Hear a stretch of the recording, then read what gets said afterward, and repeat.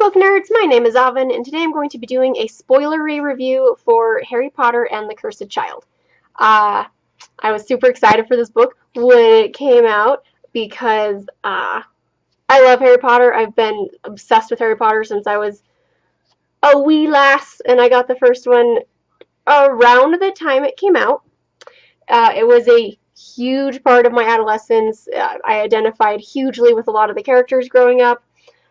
I was that typical book nerd that didn't have a lot of friends, but I had Harry Potter and comic books, and typical nerd stuff. But I had Harry Potter, and I really, really identified with Harry Potter as a kid. Not that character specifically, but the world in general. Like, oh my gosh, it was so rich, and I loved it so much. So when 19 years later we got an 8th story, I was like, whoa! I hate this book. With a passion. I hate it. I hate it with every fiber of its crappy being. It's almost not worth the paper that it's printed on. That is how much I extremely dislike this book. It says it's based on an original new story by J.K., but being 100% honest here, all I can feel, like, the best I can figure is that after 19 years, she lost touch of who her characters were, because holy crap. I mean, you are going to change, obviously, a little bit from when you graduate school to becoming an adult and having kids of your own. You're going to change, but you're not going to change as much as these people changed. Holy crap. Now, this is where we're going to get spoilery, okay? So, I've said I hate the book. You can end here if you don't want it spoiled. Otherwise, we're going to get spoilery a little bit here. This is going to be out of order, too. It's just what I'm thinking of at the moment that I hate about this book. Harry Potter yelling at his child that something along the lines of he hates him and wishes he was not his child is not something Harry Potter would fucking do, okay? I don't care how much you're not getting along with your kid. Harry Potter's not going to tell his kid he hates him and that he wishes he wasn't his kid. It just, I don't feel like that is true to the character of Harry Potter. That whole thing with the trolley witch being like as old as the Hogwarts Express itself, and then she follows the two kids up on top of the train, and her fingers become like creepy talons, and she's like, "You can't leave the train." What the crap was that? I don't know if we were like going for whimsical, but it was weird and strange. And as I read it, I out loud said, "What the fuck?" Like, just, what? I didn't like it. Didn't like it. I do buy that Cedric Diggory's dad would still be upset about his death. That makes a whole bunch of sense. And then the kids go back in time to fix shit so that Cedric doesn't die.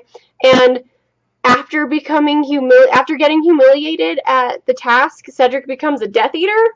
What? Becomes a Dark Wizard? I don't... Are you basically saying every kid that gets bullied turns into a horrible monster? So Snape was bullied as a kid, and he turned into a Death Eater. Yeah, okay. But are we repeating that? Are we going to say if you get bullied at school, you become a monster? I don't think so. Like, that made not a lot of sense. And let's get down to the big thing, okay? The Cursed Child. We really saying Voldemort had a kid? What? No! I discussed it at length with my best friend, who's also super into Harry Potter, and she agreed with me that, or rather, she made the valid point, and I agreed with her, that Voldemort just always seemed way too selfish of us, like, to us. He seemed way too selfish to go have a kid. Like, he doesn't want to share power with anybody. Why would he then want to create a child with Bellatrix Lestrange, a married woman? What the crap? I mean, I can't remember if her husband was dead or not. in the books. I don't remember if he died in Azkaban, but point is, she was married. The timeline just didn't make a whole lot of sense to me either. But anyway, the script format I didn't really like, but I got over it because that's the only way to get this book is to read it in a script format.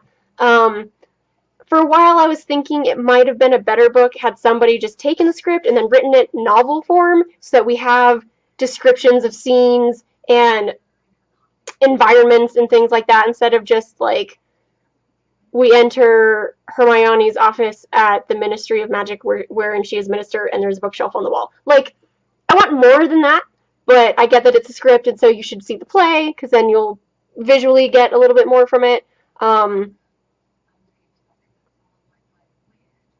I have nothing nice to say about this book. Like, I'm so sorry.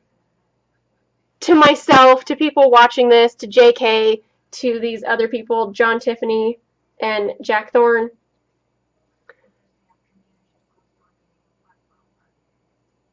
You wound me and you let me down. Like, that's... There's nothing else I can say. Like, I thought about this after I read it. I've been thinking about it for, like, over 2 months now, right around in there. Right, because I got in August, September, October. Yeah, so we're almost on 2 full months after having read it that I'm still thinking about it, and I haven't thought of a single nice thing to say other than there was one funny part that I enjoyed, which was when Albus and Scorpius are sitting on the train together, and Scorpius is like, so you've heard the rumors that Voldemort's my dad, and Albus is like, well, he can't be, because look, you've got a nose. I giggled at that point. I giggled. Yeah. But other than that,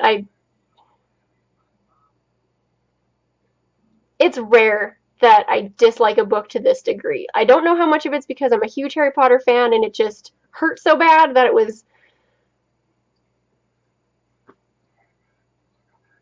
I feel like maybe after 19 years you can't go back to those same characters because it really feels like she just lost sight of who they were, and I don't know, I just didn't like it. So I'm super sorry.